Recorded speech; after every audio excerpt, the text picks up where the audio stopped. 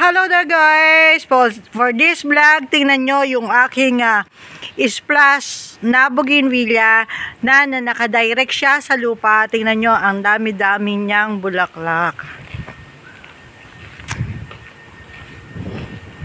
Ayan. Lagi ko na itong na i-video. Ayan, tingnan nyo po yung puno niya. Ayan, medyo malaki na yung puno niya. Gasin laki na ng hita. Ayan, pwede na nga siyang gawing RS. Pwede na siyang i-grab, malaki na siya. Kaya lang sayang. Kasi ang dami-dami ng mga sanga niya. Dito po kami kumukuha ng binebenta namin, tinatanim namin splash. Ayan, ang dami-dami niyang bulaklak. Puno na ng bulaklak ang kanyang mga sanga. Kita nyo kung gaano kaganda.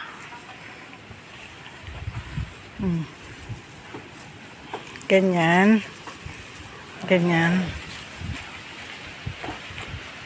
Yan, ang dami. Splash po yan. Ganyan po siya masipag mamulaklak. Hindi pa po tayo season, hindi pa tayo summer. Ganyan na siya kadaming mamulaklak. Kapag summer po, mas marami siyang bulaklak. Mas madami pa dito. Halos lahat ng sanga niya talaga as in. Puno ng bulaklak.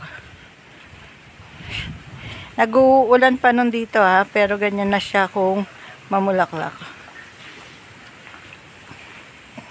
Yan. Then yung kanya po mga sanga, pababa po yung orientation niya. Kaya pwede mo po siyang gawing hanging bougainvillea. Yung pink and white po sa kanyang bracts ay magkasama. Unlike yung Mr. and Mrs., pinaka marami sa kulay ng bracts niya ay magkahiwalay yung pink and white. Ito halos karamihan magkasama yung pink and white. Ganun po si splash. Ayan. Ayan, ang dami. Ang dami, puro bulaklak. Ito pa. Yan. Minsan malakas ang hangin kaya nababali Ang bilis po niyang lumago. Kahit kuha kami ng kuha ng sanga, hindi mo mauubos yung sanga niya, palago pa siya ng palago. Parang habang kinukuhanan mo, ay dumadami yung kanyang mga sanga. Ito na may aso namin, na laging sumasama pag nagbablog ako. Yan, si Hotaru. Hotaru. Yan, ganyan siya. Ganyan po si Splash. Ordinary varieties lang to ng bougainvillea. Green leaf siya. Hindi siya variegated. Pero meron na yatang splash variegated. Pero wala pa akong ganun. Green leaf pa lang siya. Ordinary lang po ito. Karaniwan ng tanim ito ng mga lolo't lola natin. Ayan. Sa mga meron ng matandang alaga ng bougainvillea. Baka meron ng ganitong variety. Kasi dati na po talaga to, as in matagal ng variety to. Pero yung sipag niya sa pamumulaklak, isa siya sa variety na masipag mamulaklak na ordinary. Katulad ng lipstick at Mr. and Mrs. Yan po yung mga kasamahan nila. May mga vlog na po tayo tungkol sa kung ano yung pagkakaiba ng mga variety na ito. So ngayon po, for this video, fineflex ko lang po ang lago at dami ng bulaklak nitong aking splash bougainvillea. Tapos po, mayroon siyang malalaki rin na mga tinik. Ayan. Ayan, ganyan yung tinik niya. Ayan yung mga tinik niya. Yan. Pero patayo yung sanga niya tapos babagsak yung sanga dahil marami siyang bulaklak. Pero kahit wala siyang bulaklak, bumabagsak talaga yung mga sanga niya. Ito po ay aming tosang o kuhanan ng tubig, pandilig at tubig sa bukid. Tosang. Tapos napasuot po siya dito sa may bubong ng tosang. So iba yung ibang sanga niya, ito na Ayan. Ano talaga yung mga sanga niya, parang malambot siya, talagang pababa talaga siya.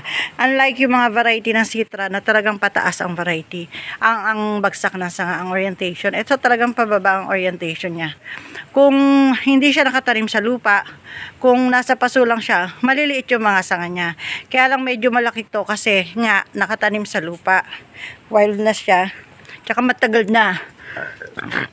Excuse me, matagal na siya dito. Kaya malalaki na yung mga sanga niya. Ayan, nung tinanim ko nga ito, hindi ko alam nalalago ng ganito kalago. Nilagay ko pa naman sila sa pagitan ng mga bakal, yung puno niya. So ngayon, nakaipit siya sa bakal. Yan, si Hotaru.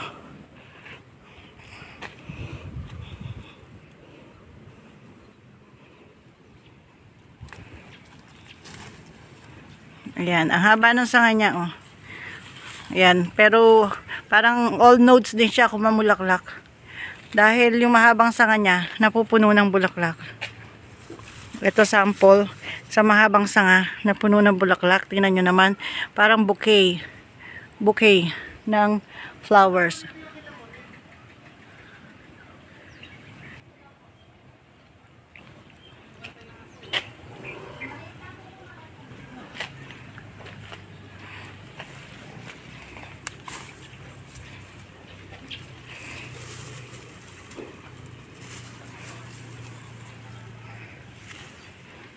Yan. Yan, ganyan siya. Nilalagis yung mga dahon, mga bulaklak niya kapag ano na, pag namamatay, pagka nagba-brown na, nalalagas. Pero wala siyang buto. Hindi katulad ng mahara, yung mahara hindi nalalagas eh. Siya nalalagas pagka nagba-brown na.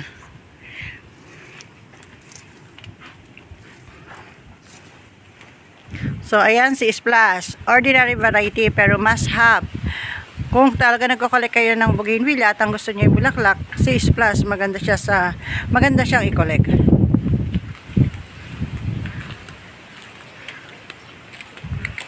Ayan siya.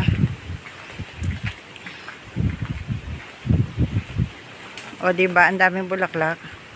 Kahit saang side ka pumunta, puro bulaklak yung makikita mo. Ayan, at ginagalaw pa siya ng hangin. Ang gandang tingnan.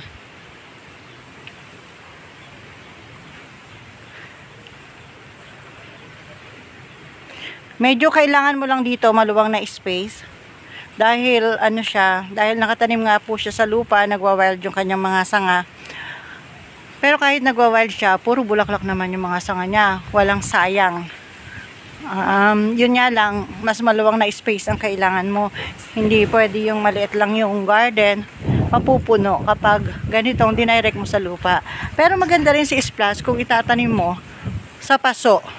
Meron po akong mga nakikitang Splash doon sa mga nadadaanan ko papasok ay nakatanim sa paso, pero madalas din po may bulaklak. So kahit itanim mo siya sa paso, okay lang. Pero yung Laguna to at yung dami ng bulaklak, hindi mo ma-achieve kapag sa paso mo siya tinanim. Yan. Mas marami siyang magiging sanga at marami siyang magiging bulaklak kung sa lupa mo siya itatanim, itadirect sa lupa. Yan, kung balak mo magpropa, magparami, gusto mo magbenta in the near future, sa lupa dapat yung ating mga mother plant.